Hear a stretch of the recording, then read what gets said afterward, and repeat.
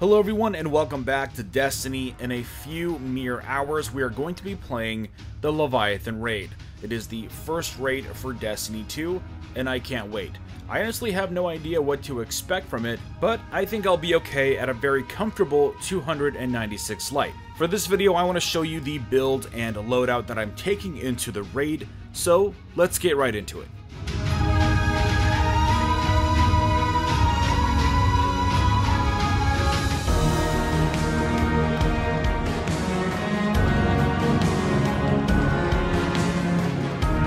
So as I mentioned before, I'm at a very comfortable 296 light. I was able to achieve this with having a second character. I started with a hunter if you were watching me before, and the Titan is actually my second character, and I was able to boost myself up to 296.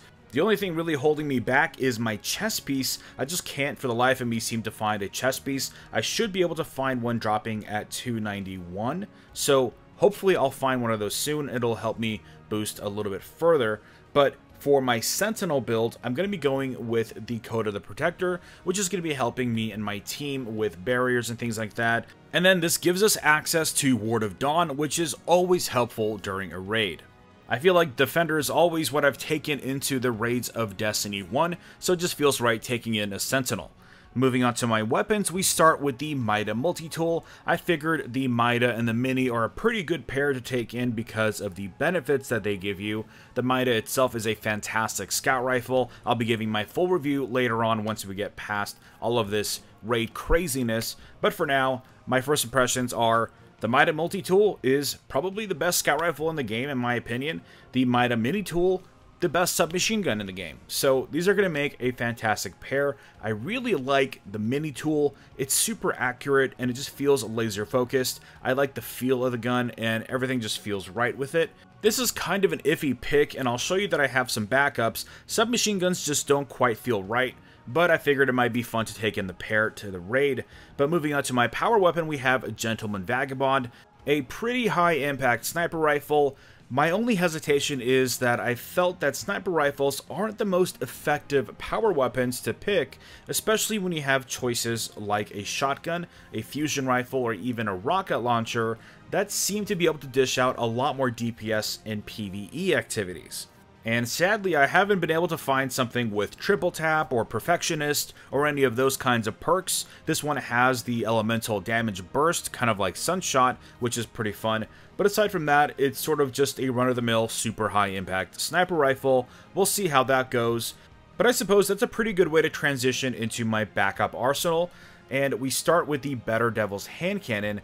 It's actually probably my favorite hand cannon in the game. Funny enough, the Devil You Know was my favorite hand cannon in D1, and it seems like another Devil-related hand cannon is my favorite for D2. This just feels really good. It feels very accurate. The aim assist is pretty high on it. Feels good. Then moving on to my energy backup, we have Solemn Hymn. It's an auto rifle that feels pretty good. Oh my god, it's not shaded. Hold on. This is very important. If you've been watching me on Twitch lately, you know that this is probably the most important thing. Let's see. What looks good? What looks good? What looks good? Almost. What do you got? Oh, that's nice. I like that pattern. We'll go with that. And that's where my glimmer goes, by the way. I'm glimmer poor because of shaders. Anyways, I have also the Sunshot, which was good. I'm going to have you taking that as well, just in case. For the power weapons, my backup is going to be the HAWTHORNE'S Field Forged Shotgun. In Destiny 1, one of my favorite weapons to use in Wrath of the Machine was the Proud Spire. Mainly because the one I had oiled frame and full auto, and it would just melt majors like no other. And the HAWTHORNE'S Field Forged Shotgun actually feels a little bit better than the Proud Spire. I'm kind of surprised that I like it this much. I'm going to be taking it into the raid because if we are up against any of those lieutenants or orange bars or yellow bars, this is going to be really good. I'm also going to be taking in a few extra mods just in case I need to switch up the element, and I've got a few legendary elemental mods just so I don't have to sacrifice the power. Aside from that, I have one last trick up my sleeve, which is the Wardcliff COIL. Yeah, I did actually get this from the Nightfall. Felt pretty good. I got an exotic engram during the Nightfall, as you saw in my previous video.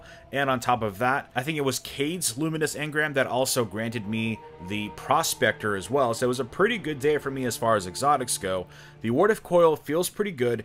It's a little crazy, but it's better for ad control than single target DPS from what I've seen, so I'm hoping that it might come in handy in case we get a lot of hordes of enemies. But anyways, that is my Titan going into the raid. Let me know in the comments below what your loadout is. Drop a like if you enjoyed this video, and subscribe for more Destiny content. And I will see you all next time.